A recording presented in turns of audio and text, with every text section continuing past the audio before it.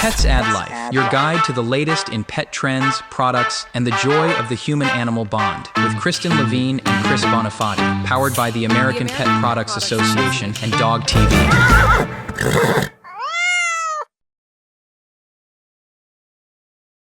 Hey, pet lover! This is the Pets Add Life podcast, and we are here with another Possum show for you today. I'm Kristin Levine, one of your hosts, and as you know, if you're a regular listener, we always share two stories.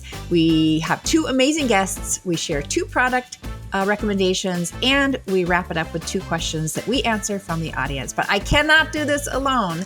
So today, I'm so excited to introduce my guest co-host to you today. It's Dr. Ross Henderson. Welcome, Dr. Ross. Thank you so much for having me. It's always a pleasure hanging out with you guys, and I'm excited to talk about our topics today and meet these great guests. Yeah, and you've been on the show before, so some of our listeners and viewers may remember you. But for those who are just meeting you for the first time, let me just give a little background on your greatness. Dr. Ross is a respected veterinarian and co-owner of Fox Hollow Animal Hospital in Lakewood, Colorado. And there he practices veterinary medicine alongside his father and his brother. Now, Dr. Ross is known as the singing vet, and that's because his trademark guitar serenades soothe anxious pets in the clinic. And Doc, you received widespread attention when you guys had your show on Animal Planet called Hanging with the Hendersons. And so now you work with all types of companion animals, and you continue to connect deeply with pet lovers and pets through music, media, and of course, your veterinary practice. So, and by the way, you also have your very own show on Dog TV called Bedtime Ballads. Yes, which has been a blast. But that's pretty good. Yeah, minus my 3-year-old twins, I think, are a massive chunk of my life, and my wife, who've been with almost over 13 years as well. Wow. But you're a busy guy, busy at home and busy at work. And congratulations! I understand you just celebrated a special anniversary. Yeah. So my veterinary school in Edinburgh, Scotland was 10-year reunion. So we just traveled back to Scotland, brought the whole family, and then spent some time visiting my cousin over there. But it was really, really great to see some old friends and colleagues. That's awesome. Before we jump into our story time, can you just share a little bit with our audience about how you integrated, how did it happen that you started integrating music and singing into your veterinary practice? Yeah, absolutely. I think as a veterinarian integrating with family business, I took liberties that maybe a normal vet wouldn't be able to if they walked into a corporate vet clinic. Maybe I'm incorrect, but knowing my dad was there, it's very family kind of oriented veterinary practice, and there was some downtime here and there, and I'm playing music and performing, so I'd bring my guitar in, and the dogs barking and maybe whining before surgery or anything like that. And I was realizing I was playing at my desk, and then my office manager, Darcy, who's amazing. Actually, she just had 20 years at our practice, which is great. But she's like, you might as well be sitting and playing for the dogs. It seems to be helping. And then we got some fun videos, and then that's kind of what started the crazy viral stuff. But I think it was something that connected, and that it's still a very fun passion of mine to be able to play. My guitar sits right up on my desk, so it's always within reach to be able to play. And I have a lot of clients that ask for me to play for their dogs, which is as much as I'm able to, I like to do that. That's amazing. Well, I encourage our listeners and viewers to check your show out, Bedtime Ballads on Dog TV. But now we are going to jump into story time. Kristin and Chris present Story Time. Usually I let our guest co-host go first. So would you like to kick us off? Yeah, I have a very, very, successful outcome story that I actually only had involvement with in the beginning.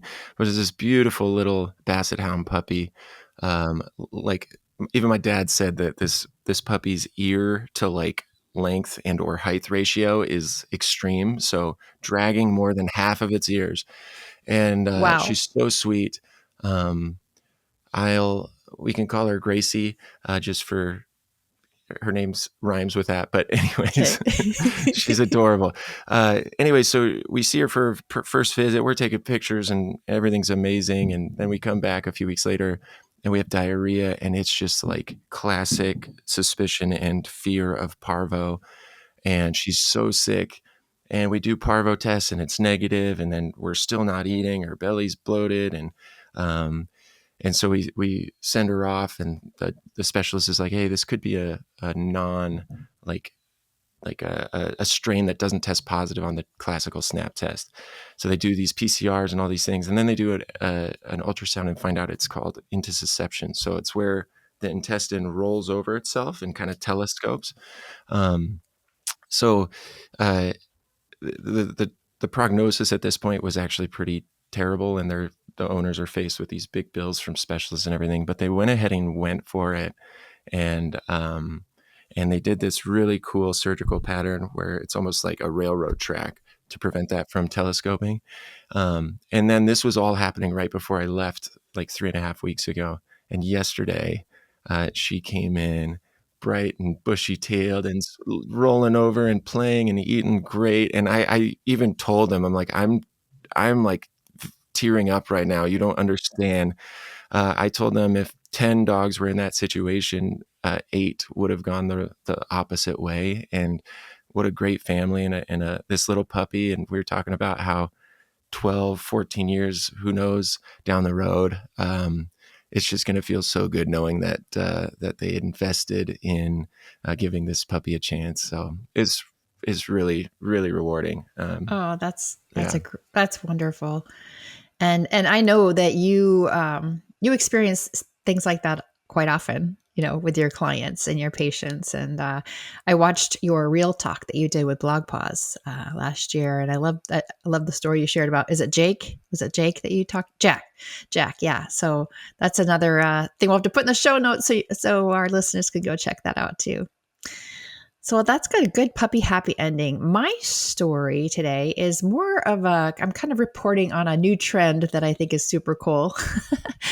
I'm going to call it sip and sniff. So I was reading this article. I can't even remember I think it was in Bring Fido. And it's about how dog-friendly winery tours are exploding nationwide, from Napa Valley to Michigan wine country. If in case you didn't know that was a thing, it's a thing. And it's been popular for a while that dogs are allowed at wineries, but now wineries are starting to cater to dogs and their dog parents. So there's some wineries in California where they have trained staff that they'll kind of babysit or walk your dog while you're doing your tastings or your vineyard tour. They obviously are providing your dog with special treats and some merch. And there's even a VW bus tour in Sonoma that encourages people to bring their dogs along. So lots of really cool stuff going on in the winery world. And I don't know, I think that would be such a great way to kick back and relax with your dog. Yeah. Do you have any nearby yourself where we can go? Well, now that we've shared our stories, we've got some amazing guests today. I'm super excited to talk to both of them. Beyond the Leash, exploring the untold stories of pet passion and professionalism. All right, friends, please help me welcome Dr. Jeffrey Katz. He's a leading comparative cognition psychologist and the Mike and Lean Rowe Endowed Professor at Auburn University's Department of Psychological Sciences. Wow. I can retry that. Hold on a second. Let me slide this over. I promise I can read, Doc. Okay, please welcome Dr. Jeffrey Katz. He's the leading comparative cognition psychologist and the Mike and Lean Rowe Endowed Professor at Auburn University's Department of Psychological Sciences. He earned his PhD from Tufts University and directs Auburn's Comparative Cognition Laboratory, where he investigates canine perception, concept learning, and neural mechanisms using behavioral and neuroimaging methods. Dr. Katz recently led a groundbreaking study published in Scientific Reports revealing that 88.3% of dogs actively watch television with viewing style linked to personality traits. Excitable dogs track moving images, while more anxious dogs respond to sounds like doorbells or cars. His findings point to the potential of tailored TV content as an enrichment tool in homes and shelters. As Dog TV, obviously we had to find out more. So welcome, Doctor. I appreciate it. Yeah, so as a veterinarian, and obviously in our training, we look through studies and studies like this, and I think I really would like to nerd and geek out. That might be another time, but for layman's terms, just for our audience, kind of the general dog owner, like, because they might just say like, oh, we just like have them watch TV and be like we're gathering subjective information or whatever. Could you kind of describe how a study like this really works, and then how that gives us information that we can be kind of confident about, that helps us, from a scientific standpoint, if that makes sense. So I guess I'll start from the beginning. So I thought about this study. Well, the way it started is I was sitting at home one day watching TV, and I saw this advertisement for dog TV. And I was like, oh, what's that all about? I think that's, it's awesome. It's really cool. There's a network devoted to dogs, right? So it got me thinking, and what do we really know about dogs watching TV? And this was probably about 3 or 4 years ago. And, when I did my lit search, we didn't really know a ton, right? It was, we know a lot about how dogs look at TV monitors, computer screens, and people have done research on that, but we don't really know, like, your dog sitting at home watching a television, what do they extract, right? So it got me thinking, like, well, how would you start doing this? So I went to a lab meeting with my grad students, and I was like, hey, there's this dog TV thing. It's really cool. We should explore this as scientists. What do dogs really extract from TV, and how is it different from what we extract, humans extract from TV? So I just said, hey, let's the first step is let's just survey people about this and see what we can find out. And so one of my grad students, Lane Montgomery, had a dog that watches TV on a regular basis with her, and she was like, and the dog, Jax is his name, tracks objects on TV and gets really excited with it. So she was like, yeah, I'm down for doing this. So with her, we created this survey, all right, and basically then sent it out. What are we put questions together, sent it out, and so there are things about dogs watching TV, but there weren't a lot of published findings for it, right? So it's like, so I was like, and as a scientist, we're all about peer review and all that. And so that was important. So we went off and did this. And so this was the first step in doing it. So what goes into the science part is like coming up with the questions that you want to ask, right? And then how do you ask people that? And, we did Likert scales, kind of standard psychological testing for humans. Although I must admit that I don't do survey research. This is not, I'm a bring an animal into the lab and do interesting behavioral tests, right? And work with different species over the years, but I don't do surveys, right? So it was like, for me, this was kind of a new kind of area to go into. And it wasn't really the end point. It was really the start of it. So let's just kind of find out and survey people what they think about their dogs, not what their dogs actually do, but what they think about their dogs. And then let's take this information and move forward with it for the next phases. Yeah, I think what I found so fascinating about the study is that, you found that almost 9 out of 10 dogs are actually watching TV, and that the dog's personality traits are part of what influences what they're focusing on. Can you talk a little bit about that, how you discovered that? Yeah, sure. So let me unpack that 9 out of 10 first. So it's basically we sent out the survey, and anybody that owned a dog could fill that out, right? And so it's about dog watching TV. Of the people that responded, about 88% of the people, their dogs watch TV. All right. So you got to remember it's a selection factor, and that's true of all surveys, right? So So there are probably many people whose dog doesn't watch TV, but they weren't interested in the survey, right? So that 88% is probably a little inflated in terms of the percentage of dogs overall in general in the population Mm. that watch TV. All right, so I just want to Yeah. unpack that a little bit. But to Yeah. your Thanks for that clarification. but to the next part of that, which I think is probably the really interesting part and the novel aspect of this survey, is how the dog's personality interacts with how they view television programming, right? So, and what we found, and the way you measure personality is another type of survey measure, right? But it's and there's some standard scales, just like when you measure personality in humans, standardized scales that have been validated and they're reliable, and there's some for dogs. And so we used one of those. And what we found, and when you do, you basically ask questions about your dog. Is your dog energetic? Is your dog anxious? And there are different series of questions. And then you get composite scores based on those questions, right? And then you look at how those scores are related to the how people describe their dog watching TV. And so what we find, those scores, there were two that kind of popped out. So if you have a really energetic dog, they tend to track objects on the screen more often than dogs that are not energetic, right? And then the other personality factor that was really important is that anxious dogs, right, they tend to react to sounds like doorbells. They react to doorbells and car horns, so they get, they're really anxious, and these kind of things get them going. Does that make sense? It does. It does. It's funny. My dog, Tulip, she's a miniature pinscher Chihuahua mix, and she's very, very protective of us.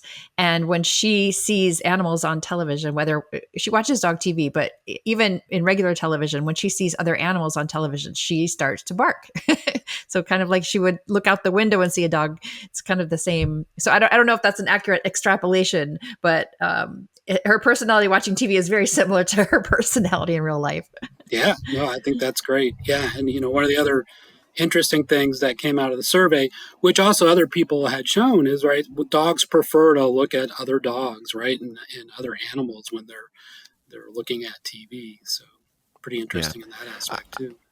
I think surveys, surveys have a significant place and are powerful. Like we, as a veterinarian, we use surveys a lot to try and quantify stuff. So I think based on how well the survey is crafted, which I've got your study up here. I think this looks super solid, and again, being able to have peer reviewed, it just gives you so much more confidence to be able to publish something as opposed to somebody just putting a blog up on what they think, right?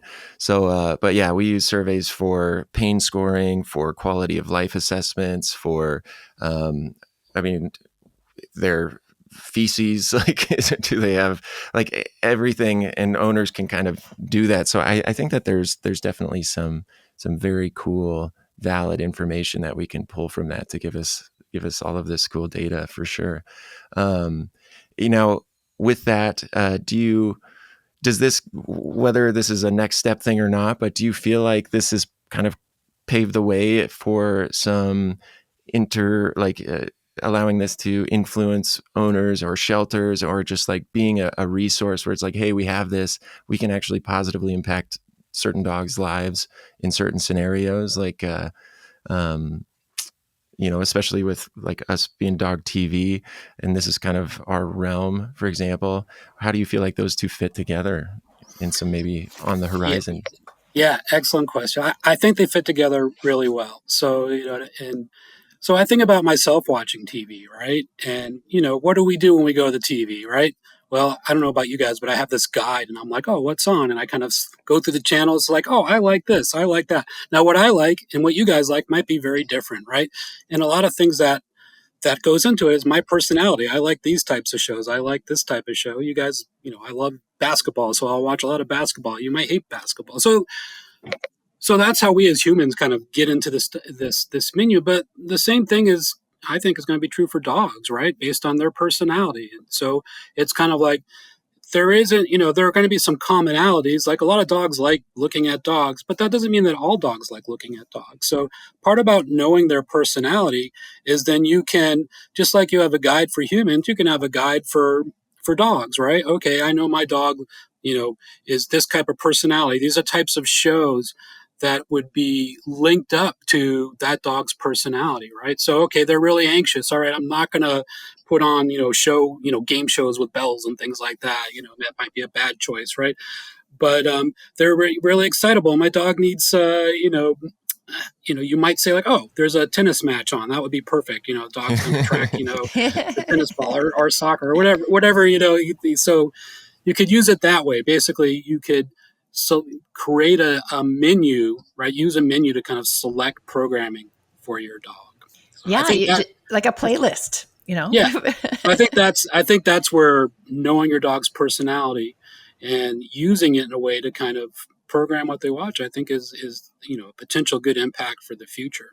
Right. So I know there's a lot of dog TV content, right? So I could see, selecting, you get to select those shows, but knowing your personality of your dog will help you select those shows to find the best fit for them. Yeah.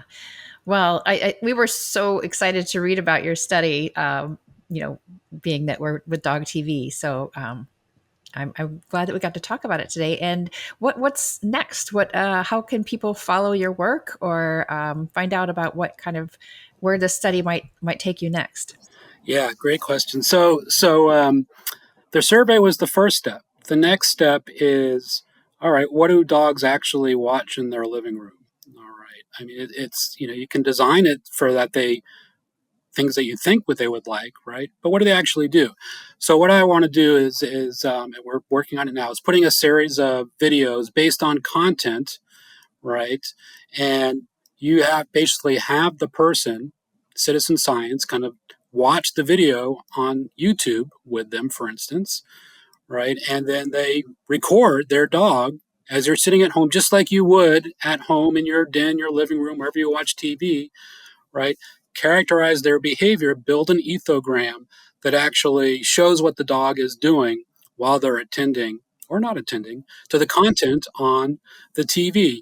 So then you've got your survey saying, oh, these are the things people say they're watching. Well, what are they really watching and what are they really doing? And so I think that's the next phase. It's kind of this, for me anyways, for this citizen science project where you're recording your dog at home, watching content and seeing how they respond. And I think, and then that's the interesting question. Then you really know whether that selection is great. And you could also use it like, oh, they're not responding. Maybe I need to try these other shows and see what happens there. You can build off it, right? And find out the best thing for your dog. Yeah. And where can our listeners read the study?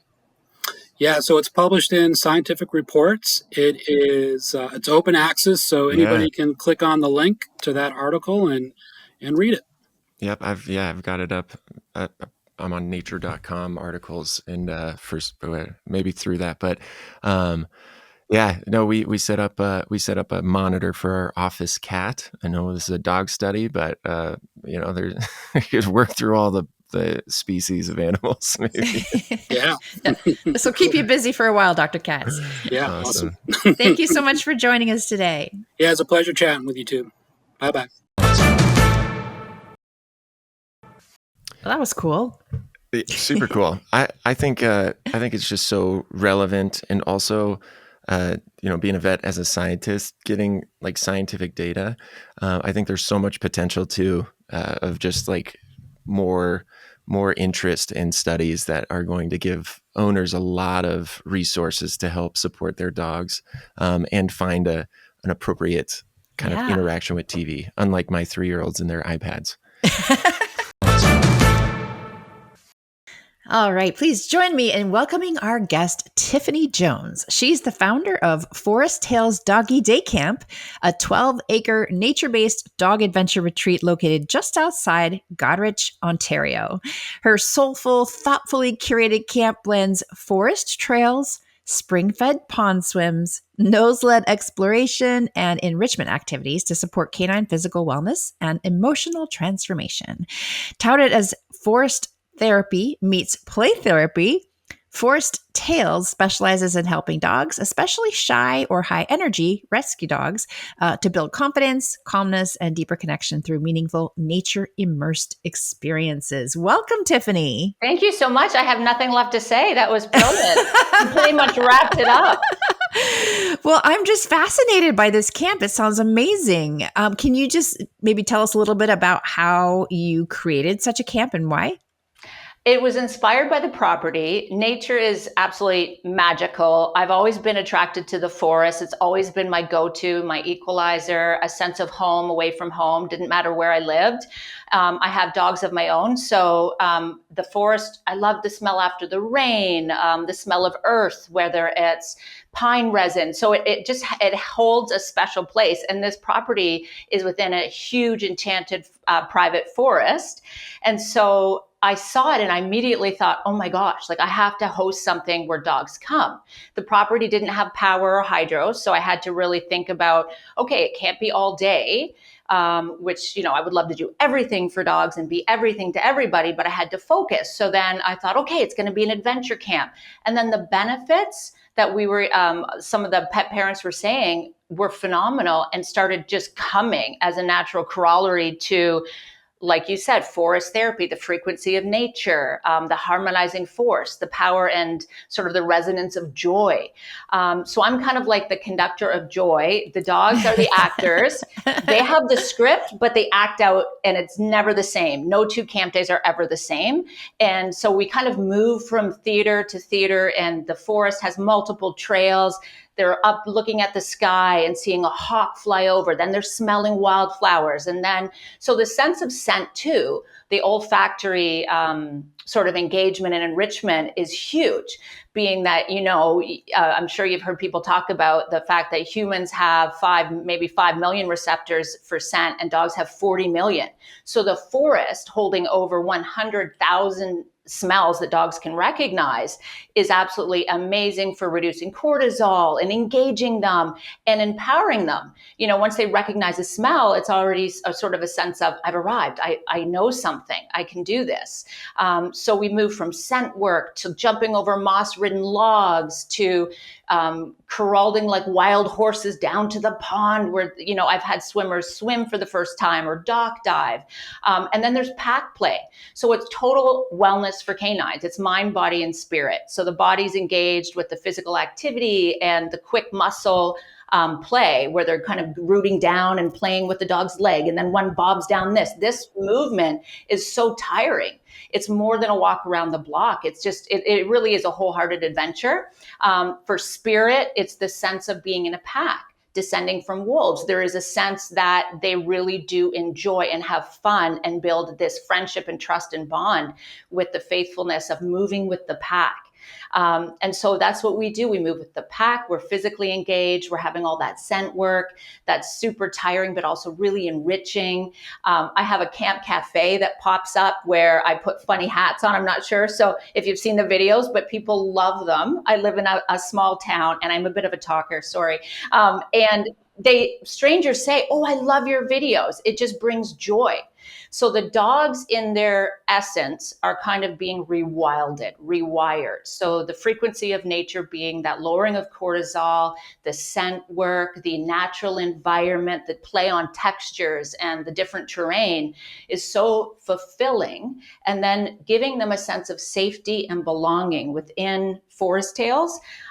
Whether you're anxious or a bit reactive or a little fearful, they're building confidence and resilience in ways that I didn't even foresee kind of going on this adventure.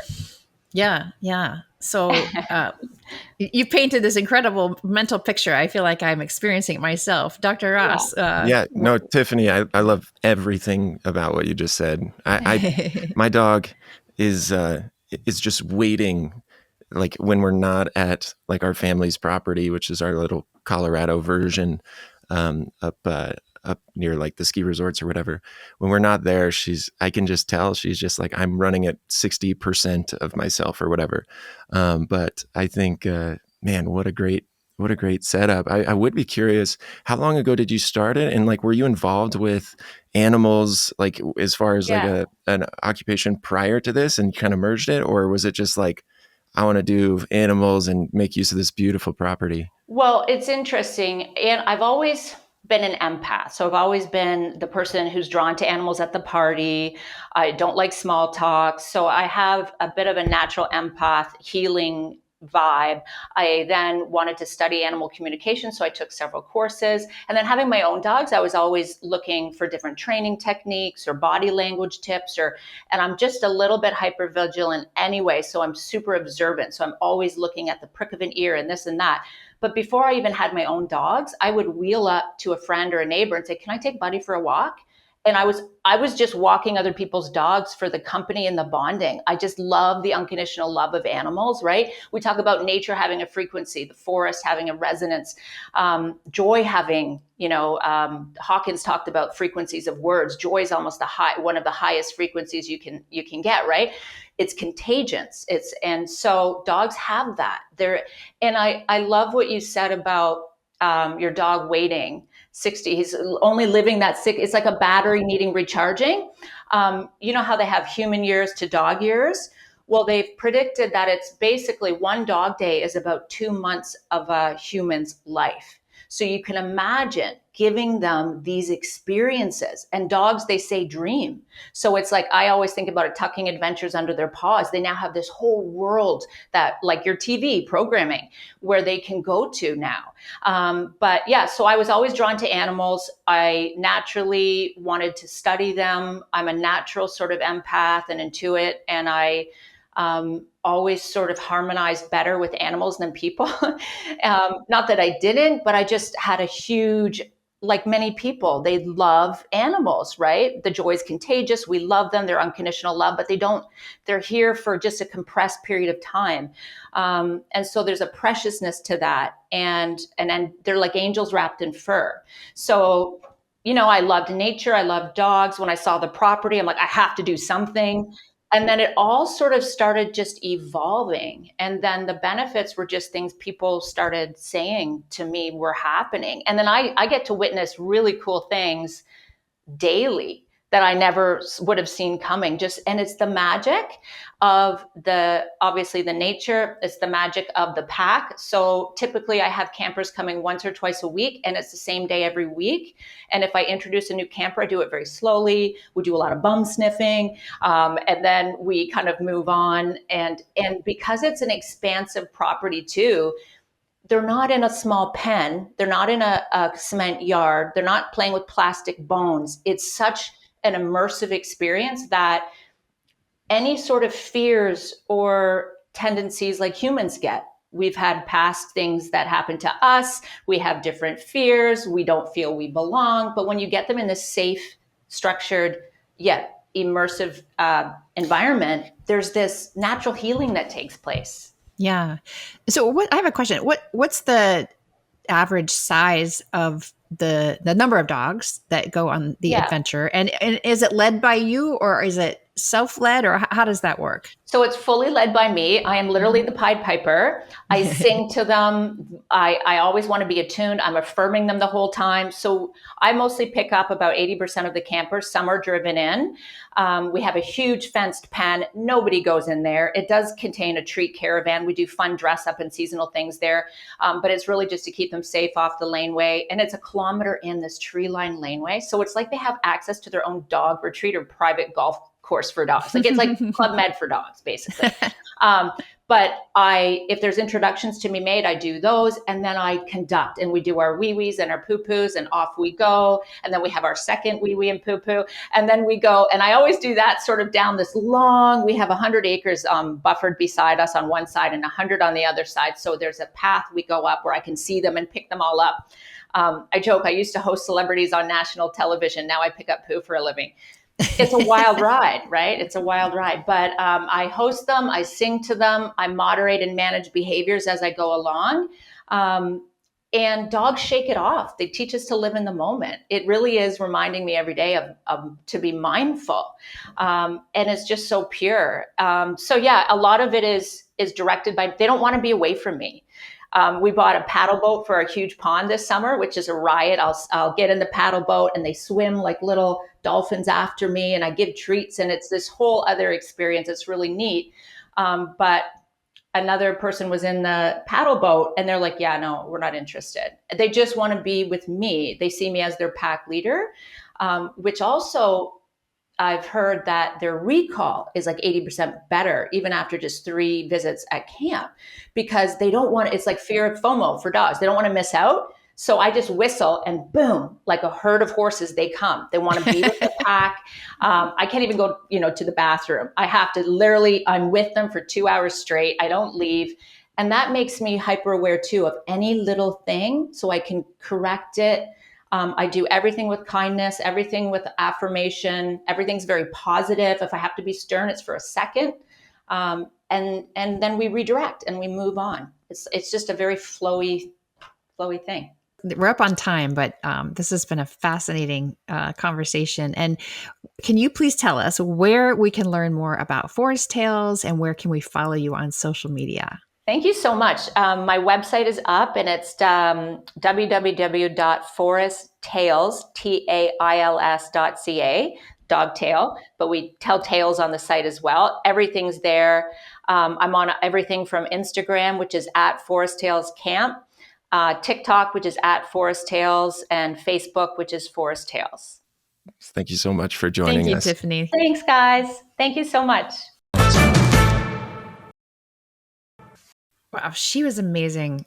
I wish I wasn't so far away from Ontario. This sounds like it'd be a great thing to do with my dog Tulip. No, absolutely. I think it brought up a lot of emotion and memories and like significant experiences with my dog up in the mountains here in Colorado, in the Rocky Mountains. And it just affirms what I think my soul already knew.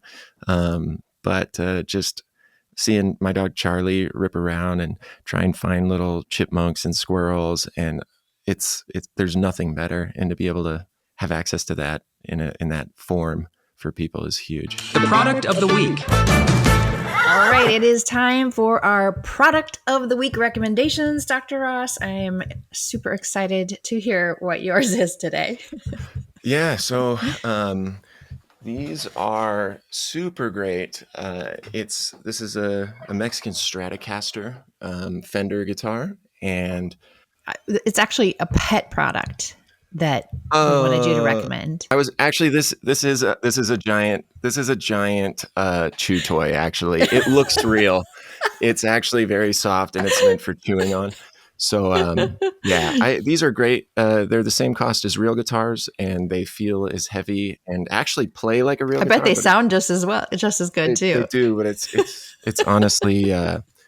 It's just a chew toy. So anyway, they're great. You can see them on my website, but I'm just kidding. I don't have. That was a great product recommendation for our listeners who are musicians. But for our listeners who are pet parents, do you have a product recommendation? Yeah. I think so. If you have an active Labrador or Aussie or something, I think the product that always ended up in my hand when we'd go for walks to help get energy out was pretty basic, but it's the Chuck It ball tossing kind of combo. So they've got these great balls that are quite vetted and safe. And then this thing helps launch the ball way further than I could ever throw. And it'll save your shoulder, your bicep, your wrist, maybe some lower back, quads. If you're Ron, he gets his quads into when he throws, apparently. But either way, it's just a great entertaining, and they get to get some energy out. They'll be more behaved, and then they can come back, relax, and watch some dog TV. So that would be my product recommendation. Well, I think that's a great one. We are huge Chuck It fans here at our household, and I think I have every launcher they've ever come up with. And have you ever seen the ring launcher? It's like this.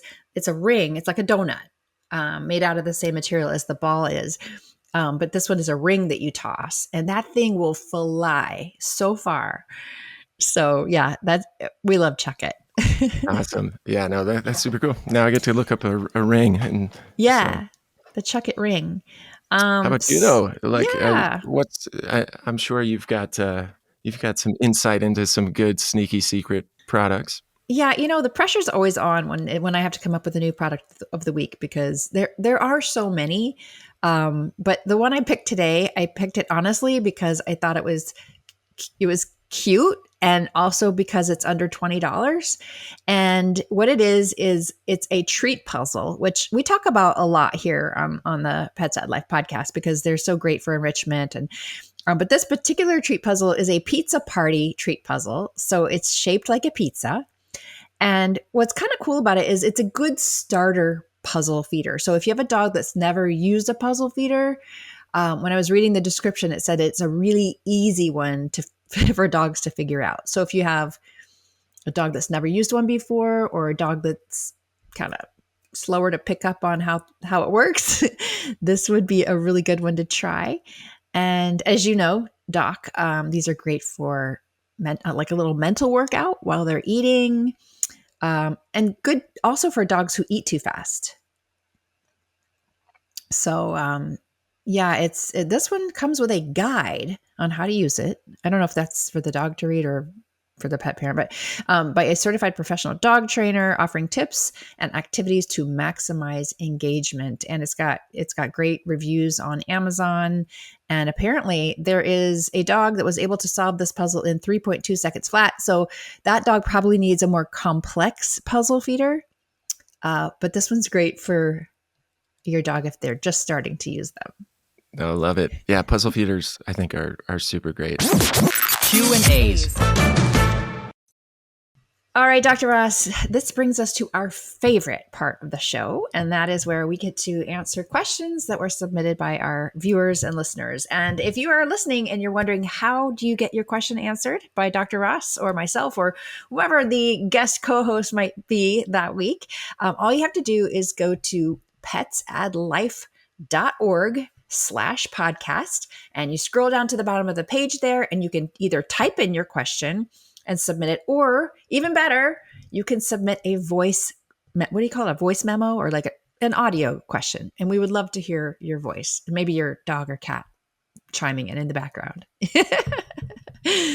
So with that said, Dr. Ross, I have a perfect question I want to tee up for you here. This one comes from Sarah in Seattle. And she says, how often does my pet really need to come in for exams and vaccinations? Should I bring them every 6 months or just once a year? This great question, Sarah. As a veterinarian, I think this can be dependent on stage of life. If we have any medical issues, I would say generally for a healthy kind of younger dog, annually, so once a year. A few vaccines are going to be due every year. Like here in Colorado, where leptospirosis is a yearly vaccine that is now a core vaccine based on the wildlife. And then other situations like puppies, we're seeing them every few weeks until they're 4 months old. And then senior dogs is where most times that's where we're aiming for biannual or semi-annual wellness visits, checking in on wellness blood work and things, because preventative medicine is, preventative care is typically going to be so much more impactful in a long, healthy, good quality of life for our buddies. So hopefully that answers our question there. How about you read me the next question? And I'm probably going to pull you into this one too. No, for sure. I'd be curious. Question from Mark in Chicago. He says, is my dog at a healthy weight? And how do I know if they're too heavy? And what should I do if they are? Okay. So I love this question because my husband and I are having this little sort of mini argument in the over back whether or not for sure. Tulip, For sure. just a second. I think Tulip is a couple pounds overweight. And my husband thinks she's perfect. Love it. And this is what I've always heard, and tell me if this is correct. One of the ways you can tell is by seeing if you can feel their ribs when you pet them. I can feel them, but there's definitely some padding on top there. And then another way I've been told is if you look down at your pet while they're standing on all fours on the ground, you want to see a slight indentation just past their rib cage. And I don't see that with Tulip. So I don't know. I'm thinking she's a couple pounds overweight. But her vet appointment isn't until next month, so we'll get the official answer from her vet. But what say you, Dr. Ross? Yeah, absolutely. Actually, my dad, he's been a vet for 50 plus years, and his anecdotal kind of perception is like 80% of the dogs that come in to our practice are overweight, and owners believe that their dog's body condition is like appropriate. I tell people almost daily as well that I don't get too fussed about the actual number. It's more the body condition score. And the WSAVA, like Global Nutrition Committee, has a great resource, scales from 1 to 9. And then you can actually see a visual representation of what healthy body weight looks like. So we're aiming for kind of around that 5. I even go kind of 5, 6, and 6 is upper ideal, 5 is lower. But you're absolutely right. Being able to feel the ribs easily, a narrowing kind of past the thorax, and then from the side, it's very rare for any dog species or breed, to just have a flat across to the back, or even worse, a big bulge. So it should go up a little bit toward the back end. Right after the chest, it should tuck in. Extreme versions of this, for reference, is like a sight hound, like a greyhound, for example. Their belly, and then the opposite might be like a slightly overweight corgi is like just a rectangle, Right.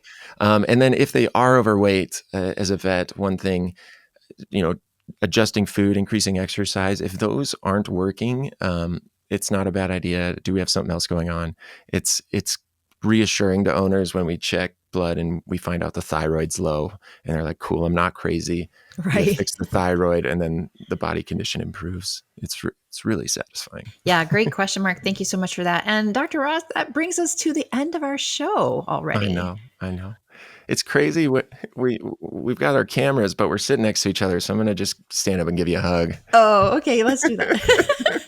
Let's try it. Oh, wait. No, you got to go. Oh, wait. No, you got to go the other way. Oh, okay. There. No.